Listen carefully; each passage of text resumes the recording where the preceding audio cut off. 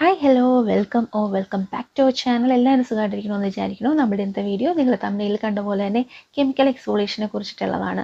അപ്പോൾ എനിക്ക് കുറച്ച് റിക്വസ്റ്റ് ഉണ്ടായിരുന്നു കെമിക്കൽ എക്സ്ഫോളിയേഷനെ പറ്റിയിട്ട് ഒരു വീഡിയോ ചെയ്യുമോ എന്ന് ചോദിച്ചിട്ട്. ഇത് വളരെ ബേസിക് ആയിട്ടുള്ളൊരു വീഡിയോ ആണ് കേട്ടോ. നിങ്ങൾ ഇതുവരെ കെമിക്കൽ എക്സ്ഫോളിയേഷൻ ഒന്നും ചെയ്യാത്ത ആളാണെങ്കിൽ നിങ്ങൾക്ക് അത് ചെയ്യാനായിട്ട് കുറച്ച് പേടിയൊക്കെ ഉള്ള ആൾക്കാരാണെങ്കിൽ ഈ ഒരു വീഡിയോ അതിന് ഹെൽപ്പ് ചെയ്യും.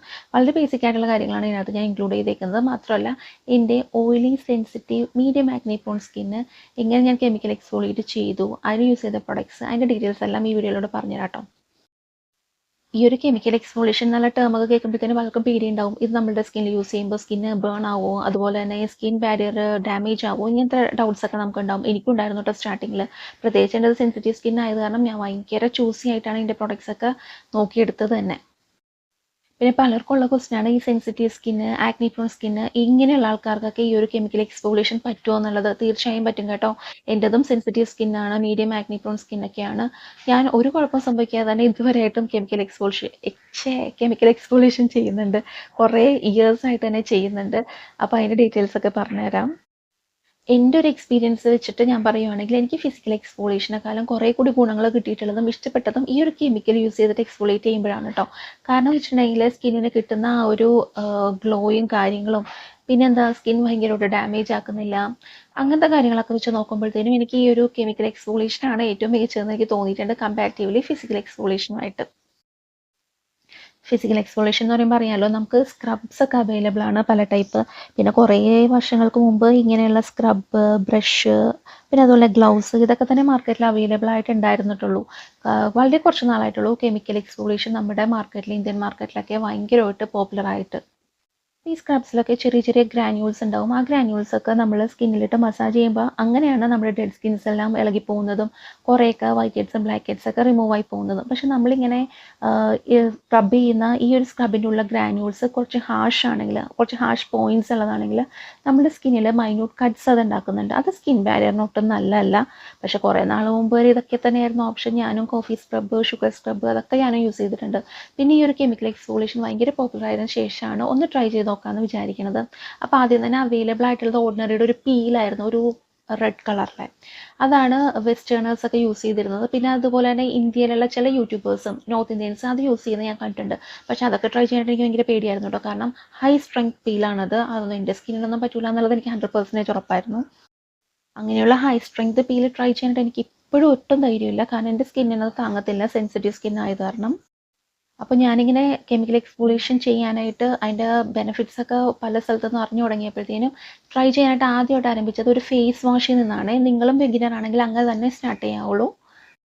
ഈ ഫേസ് വാഷ് സെലക്ട് ചെയ്യുമ്പോഴും ഏറ്റവും മിനിമം ആയിട്ടുള്ള കെമിക്കൽ എക്സ്ഫോളിയൻ്റ് അടങ്ങിയിട്ടുള്ള ഫേസ് വാഷ് സെലക്ട് ചെയ്യാനായിട്ട് ശ്രദ്ധിക്കുക. കാരണം അത് ആദ്യമായിട്ട് യൂസ് ചെയ്യാൻ പോകുമല്ലേ, നമ്മുടെ സ്കിൻ ഒന്ന് ഇൻട്രൊഡ്യൂസ് ചെയ്ത് കൊടുക്കണം, പരിചയപ്പെടുത്തി കൊടുക്കണം നമ്മൾ. അപ്പോൾ അതിന് വേണ്ടിയിട്ട്. അതുമാത്രമല്ല, നിങ്ങളുടെ സ്കിൻ കൺസേൺ എന്താണെന്ന് ആദ്യമായിട്ട് മനസ്സിലാക്കണം. നിങ്ങളുടെ സ്കിൻ കൂടുതൽ ഓയിലി ആണ്, നിങ്ങൾക്ക് ബ്ലാക്ക് ഹെഡ്സ് ഉണ്ട്, ആക്നി വരുവാണ്, അങ്ങനെയൊക്കെ ഉണ്ടെങ്കിൽ ഏതെങ്കിലും ലോ പെർസെൻറ്റേജ് BHA അടങ്ങിയ ഏതെങ്കിലും ഫേസ് വാഷ് നിങ്ങൾ സെലക്ട് ചെയ്യുക. ഞാൻ കുറച്ച് പ്രൊഡക്ട്സിൻ്റെ ഡീറ്റെയിൽസ് ഇവിടെ ടാഗ് ചെയ്തേക്കാം, നിങ്ങൾക്ക് നോക്കാം കേട്ടോ വേണമെങ്കിൽ. പിന്നെ നിങ്ങളുടെ ഒരു നോർമൽ സ്കിന്നാണ്, നിങ്ങൾക്ക് കുറച്ച് വൈറ്റ് ഹെഡ്സ് ഒക്കെയാണ് കൂടുതലെങ്കിൽ നിങ്ങൾക്ക് AHA അടങ്ങിയിട്ടുള്ള ഏതെങ്കിലും ഫേസ് വാഷ് സെലക്ട് ചെയ്യാം. ഫേസ് വാഷ് വെച്ചിട്ട് കെമിക്കൽ എക്സ്ഫോളിയേഷൻ സ്റ്റാർട്ട് ചെയ്യാൻ പറയാൻ കാരണം എന്ന് വെച്ചിട്ടുണ്ടെങ്കിൽ, ഫേസ് വാഷ് എന്ന് പറയുന്നത് ഏകദേശം 1 മിനിറ്റ് വരെയൊക്കെ നമ്മുടെ സ്കിന്നുമായിട്ട് കോൺടാക്റ്റിൽ വരുന്നുള്ളൂ. അതുപോലെ അതൊരു വാഷ് ഓഫ് പ്രോഡക്റ്റ് ആണ്, നമ്മളത് കഴുകിക്കളയുകയും ചെയ്യും. അപ്പോൾ എന്തെങ്കിലും ഇറിറ്റേഷനോ കാര്യങ്ങളോ ഉണ്ടെങ്കിൽ നമുക്ക് പെട്ടെന്ന് തന്നെ മനസ്സിലാക്കാൻ പറ്റും.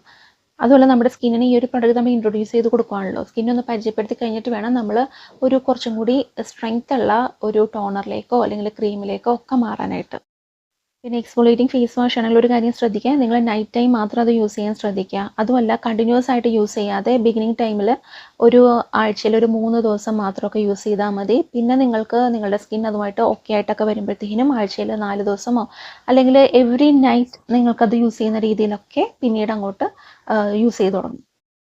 ഞാൻ യൂസ് ചെയ്ത് തുടങ്ങിയ ഫേസ് വാഷസ് ഡോട്ട് ആൻഡ് കീയുടെ ഒരു BHA ഫേസ് വാഷ്, അവരുടെ തന്നെ വേറൊരു AHA ഫേസ് വാഷ് ഉണ്ട്, പിന്നെ റീക്കിലിൻ്റെ ഒരു AHA ഫേസ് വാഷ്. അങ്ങനെയാണ് ഞാൻ സ്റ്റാർട്ടിങ്ങിൽ യൂസ് ചെയ്ത് തുടങ്ങിയത്. അപ്പോൾ കുറച്ച് നാളത്തേക്ക് ഏകദേശം ഒരു 2 മന്ത്സോളം ഈ ഒരു ഫേസ് വാഷ് ഉപയോഗിച്ചതിന് ശേഷമാണ് ഞാൻ ടോണറിലേക്ക് മാറുന്നത് കേട്ടോ. അപ്പോൾ ഈ ടോണറിലേക്ക് മാറാൻ കാര്യം ടോണർ കുറച്ചും കൂടി സ്ട്രെങ്ത് കൂടിയതായിരിക്കും ഈ ടോണേഴ്സ്. അതുപോലെ ടോണേഴ്സിൻ്റെ പെർസെൻറ്റേജ് നമുക്ക് നോക്കിയിട്ട് സെലക്ട് ചെയ്യാം. പല ബ്രാൻഡ്സും പല പെർസെൻറ്റേജിലുള്ളത് ഇറക്കുന്നുണ്ട്. പക്ഷേ ബിഗിനേഴ്സിന് എപ്പോഴും ഒരു 5% ഒരു ലെസ്സിൽ നിൽക്കുന്നതായിരിക്കും ഏറ്റവും നല്ലത്. BHA ആണെങ്കിൽ 2% അല്ലെങ്കിൽ അതിൽ കുറവ്. AHA ആണെങ്കിൽ മാക്സിമം ഒരു 5% അല്ലെങ്കിൽ 6% അതൊക്കെ മതിയാവും. അതും ടോണേഴ്സ് ഉപയോഗിക്കുമ്പോൾ വൺസ് ഇൻ എ വീക്കാണ് ഞാൻ ആദ്യം ഉപയോഗിച്ച് തുടങ്ങിയിട്ടുണ്ടായിരുന്നത്. അതുമല്ല ഞാൻ AHA BHA അത് രണ്ടും കൂടി ഒരുമിച്ചടങ്ങിയ ടോണർ ഇതുവരെ യൂസ് ചെയ്തിട്ടില്ല. AHA സെപ്പറേറ്റും BHA സെപ്പറേറ്റും ആയിട്ടാണ് യൂസ് ചെയ്തുകൊണ്ടിരുന്നത്.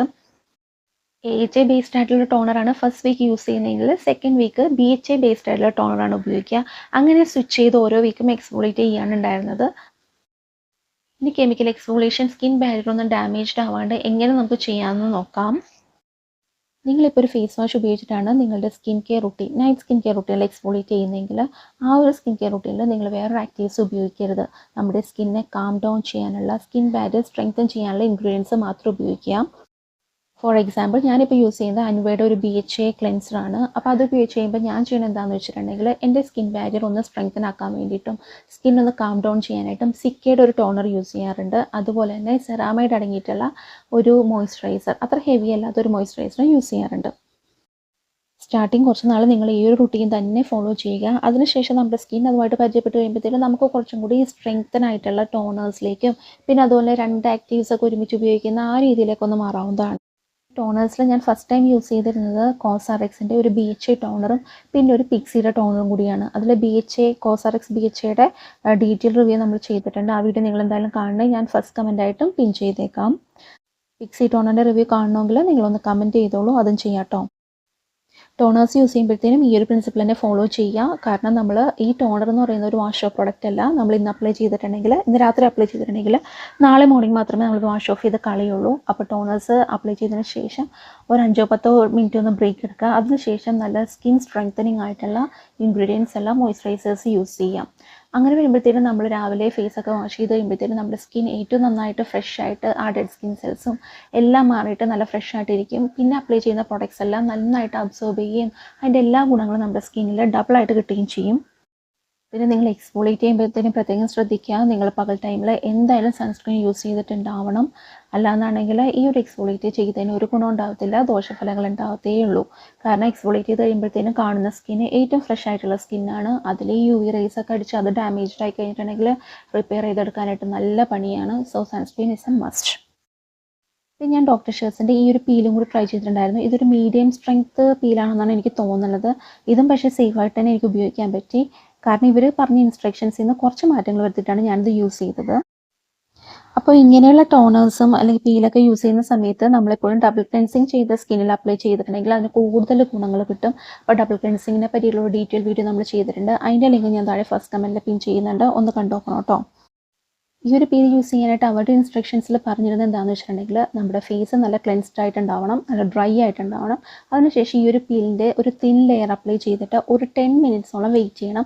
അതിനുശേഷം നല്ല തണുത്ത വെള്ളത്തിലോ അല്ലെങ്കിൽ സാധാരണ നമ്മുടെ ടാപ്പ് വാട്ടറിലോ ഫേസ് നന്നായിട്ട് കഴുകിക്കളയുക. അതായത് ഒരുപാട് വെള്ളം ഉപയോഗിച്ചിട്ട് തന്നെ നമ്മുടെ ഫേസ് നെക്കൊക്കെ കഴുകിക്കളയുക എന്നുള്ളതാണ് അവർ പറഞ്ഞിരുന്നത്.